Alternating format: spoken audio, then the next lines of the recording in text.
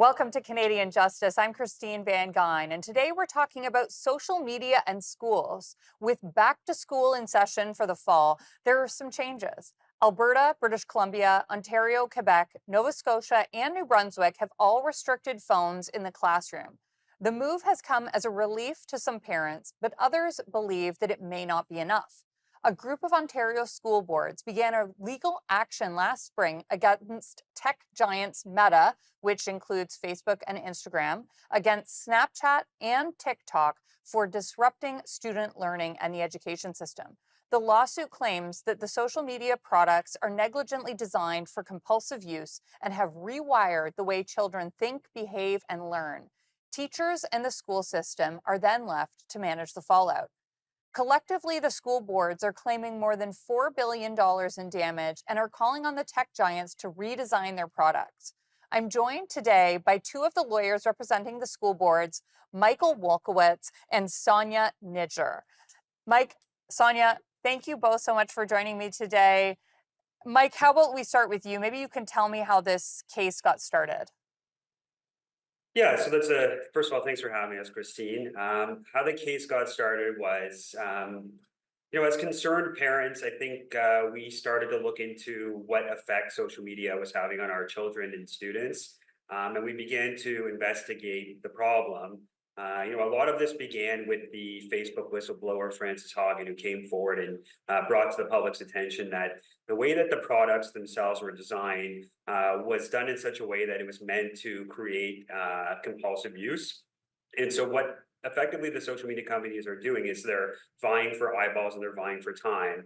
And they're using our children as a resource to try to sell advertising space. And they're doing that by employing certain product features that keep people on the platforms for longer. And these product designs are particularly effective with children. Now, Sonia, maybe you could describe some of the different types of harm that your lawsuit is alleging that these platforms cause. Yeah, sure. Also, thanks, Christine, for having us. It's a pleasure to be here. So, the harm that we're alleging in this specific lawsuit is certainly specific to what we're saying is a disruption fundamentally to the education system. Now, there is a ton of medical, academic, I'll say anecdotal evidence or consensus on how these products are manifesting and how they are affecting children. But what we're seeing and what we're alleging is that because of what Michael just described in terms of the tactics of these companies, the design features of these companies, which is really meant to prolong use and just have eyeballs on the screen as long as possible, that's fundamentally disrupting brain chemistry. It's fundamentally disrupting the way that the brain is, the young brain especially is developed, and that's having impacts on behavior, social emotional regulation. What we're saying that boils down to in this litigation is the effect on the school climate. There is a significant impact on the way that kids are learning. There's a significant impact on the way that schools are operating, frankly, and able to really discharge their fundamental mandate, which is to teach the next generation of leaders. And so the harm is widespread everywhere from, the administration to the classroom. And that is significant. This is a huge problem. We say it's a generational issue. Mike, maybe you can paint a picture for us. I mean, a lot of our viewers will have kids in school, so they perhaps know what it looks like, but maybe you can describe what classrooms are looking like with the prevalence of phones in classrooms and the habitual use of social media on these phones. Yeah, so I think, you can start with the premise that teaching is difficult to begin with, right? And what we have now is a fundamentally altered student population.